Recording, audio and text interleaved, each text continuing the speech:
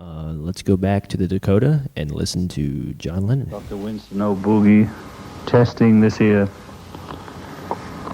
Sonny. It seems to slow down when you move it round. Does it? Is this all right?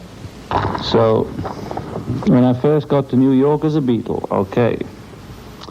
So, the first thing, we didn't really get a feel for the city. Yes, in fact, we did it.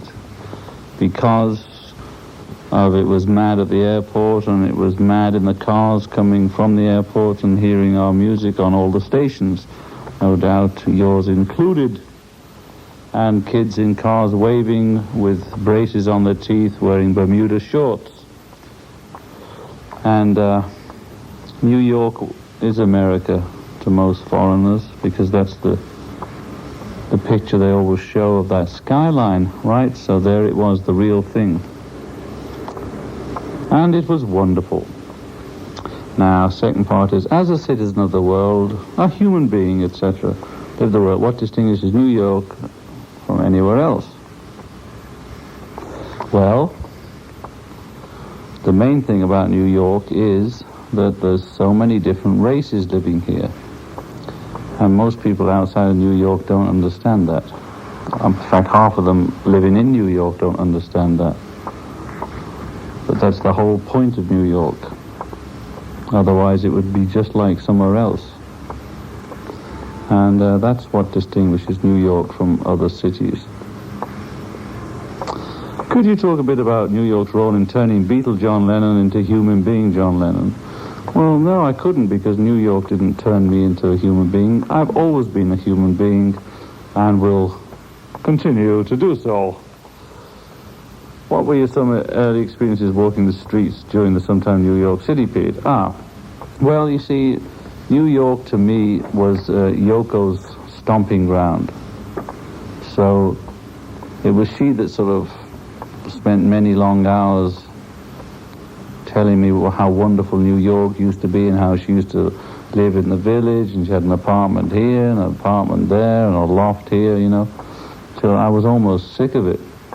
But she finally walked me around the village in the early 70s.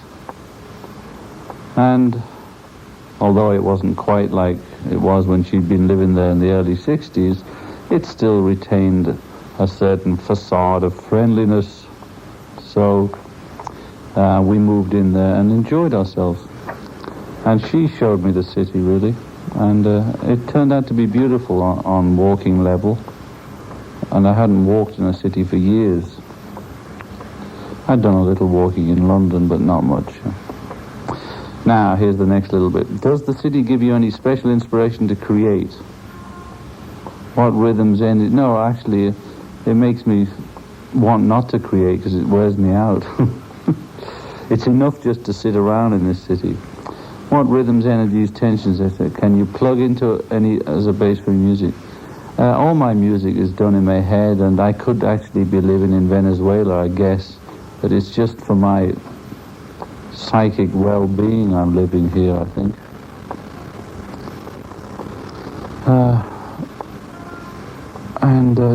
Actually, when I write, I just write in a cocoon, you know, and I forget if I'm in New York or I'm in London or in an aeroplane, you know. If I'm really working, it's after you're working that New York is beautiful. It's when you're not working that it's great. You know, that when you come out of your cocoon, there's all this wonderful madness to play with and look at.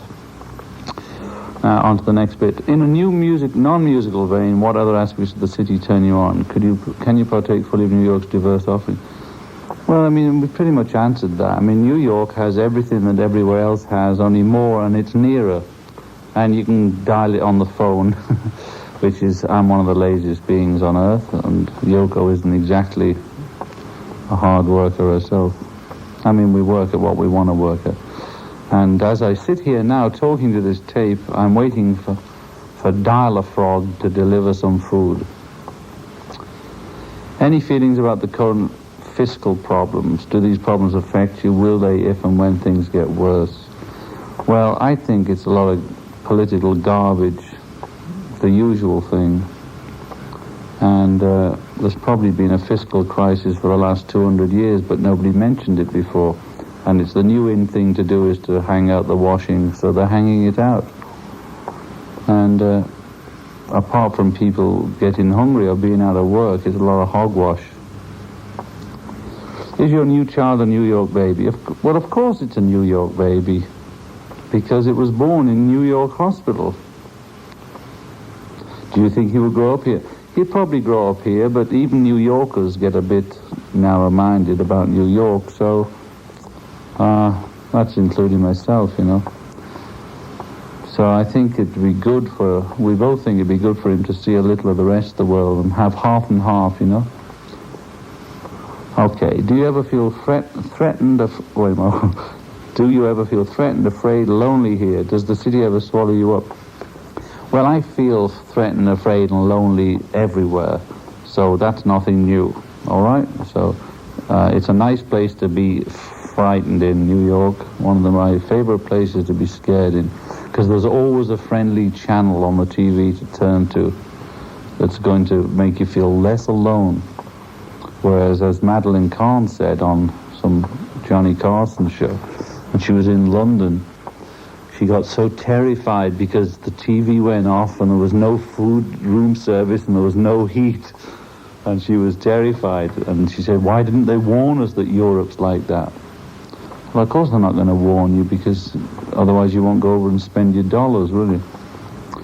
Now that the court problems have been so favorably resolved and Yoko and the child are doing well, will you still spend as much time here? Are you a New Yorker? Well, if living here for 4 or 5 years makes me a New Yorker, I am a New Yorker. Yoko was a New Yorker before, so she always was a New Yorker. So, you know, I don't want to get too nationalistic about New York. It's the best place I can think of to live, but everywhere's somewhere. And the court problem isn't over, but so far so good, okay? I have a few cab driver stories, but there's none that with a tagline to talk about, you know, because some of them know who I am and some of them don't. I like the ones that don't know who I am and tell me their life story about being in the war. They just think I'm some Englishman in the cab. And I've had a few of them that have told me their whole life story.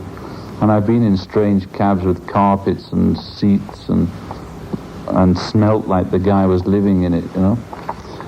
And I get a lot of free rides from younger drivers, which is always, not the free thing isn't the good thing, but just the fact that they sort of give it me in exchange for the music, which is nice, seeing as they paid for the music anyway. So those are the kind of things. I get on very well with cab drivers. But like Don Juan, that journey to Don Juan or whatever the hell it's called, I have to pick just the right cab, otherwise it's all hell. Now, are there favorite songs of yours that are closely related to the experience and emotion of the city besides the obvious ones? The only one I know is New York, New York, and I don't know any other songs about New York. And I guess I've been here so long now, without leaving it because of my immigration thing, or without leaving America. So I'm going to get emotional about New York when I'm away from it more than actually being here. I mean, I do get emotional, you know, it looks beautiful. Every night it looks beautiful. And apart from that, it's wonderful. Songs, I don't know any. Since the show will be aired during the holiday season, do you have any special messages or thoughts for New York and its people? Yeah. Hi, New Yorkers. Isn't it great to be here?